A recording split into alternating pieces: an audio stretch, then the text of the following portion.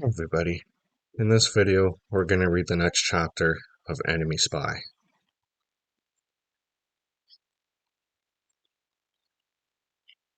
Chapter 8, Lost and Found.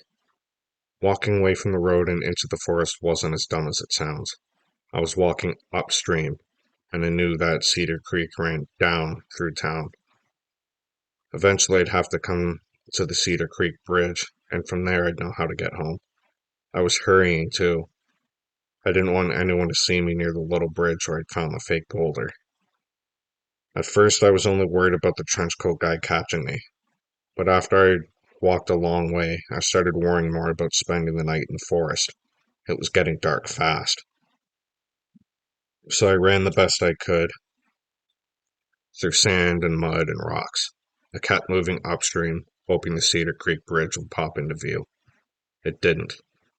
And I was just starting to really panic when I saw something through the pine trees. I wasn't dying of thirst or falling down dead in the desert or anything, but was that a mirage? No, it really was a log cabin. A green log cabin. I ran toward it like crazy, and when I got close enough, I started shouting, "Mr. Green! Mr. Green!" He came out through the front door, looking around, and when he saw me, he said, "Nolan?" "Mr. Green!" I cried. "Are you all right?" "I was lost. I was riding my bike, but it got a flat, so I started walking. But then this..." And then I remembered Mr. Green wasn't the bouncer anymore. He quit. I couldn't tell him about the trench coat guy or the shabby guy. He told me to lie low. So I took a deep breath and said, "I got lost, that's all." He looked at his watch. "Your parents must be worried." I nodded. I followed him inside, where he let me call my mom. And when she heard it was me, the first thing she said was, "Oh, honey. Oh, honey, you're okay." Then she called over my dad. "Steven, it's him. He's fine." Then, like a light switch, she clicked on the anger. "Nolan, why did you leave without saying where you were going? What were you thinking? Do you know how worried we've been?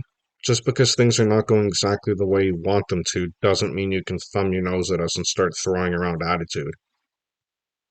And that was just her warm up.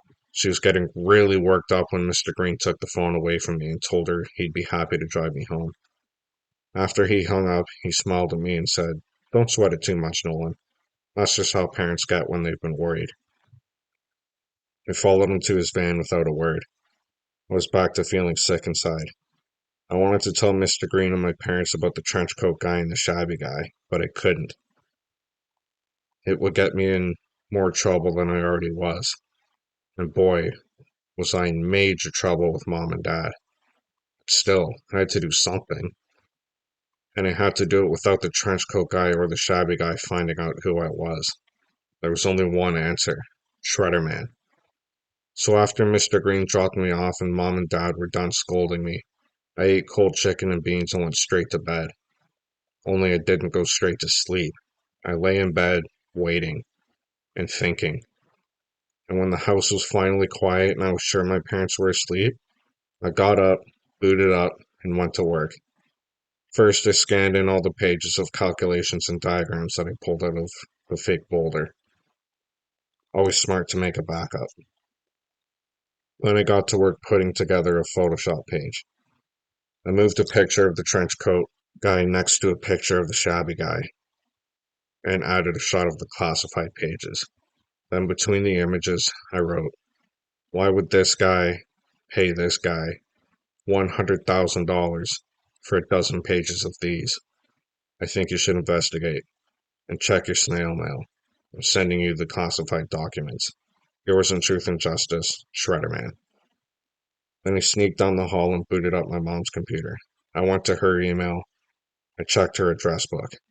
I found him. Sergeant William Clubb, my dad's friend at the police station. And his email was easy: wclub@cvpd.gov.net. Oh yeah. I tiptoed back to my bedroom, attached the Photoshop file to an email, and sent it to Sarge with urgent in the message box. Then I tagged it with a red exclamation mark and sent it into cyberspace. Step 1, complete. Step 2, mail the documents. I looked up the address of the Cedar Valley Police Department on the internet, printed out a mailing label addressed to Sergeant William Clubb. I typed up a return label, Sergeant William Clubb, same address. Whether it went forward or backward, it would get to him. Then I shut down my computer and started stuffing the envelope. Documents in, labels on, sealed with tape. Saliva has DNA. Then I slapped a bunch of stamps on the envelope and wrestled my feet into my shoes.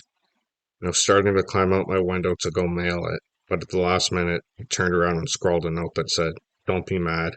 I'll be right back. Nolan, 2:10 a.m. Then I climbed out my window. I landed whoosh, like a cat. I zoomed up the street, around the corner. There it was, the neighborhood mailbox. I slid the envelope down the hatch. I whispered good luck, then zoomed back home. By 2:16 a.m., I was back inside. Am I speedy or what? I fell into bed happy to be Shredderman.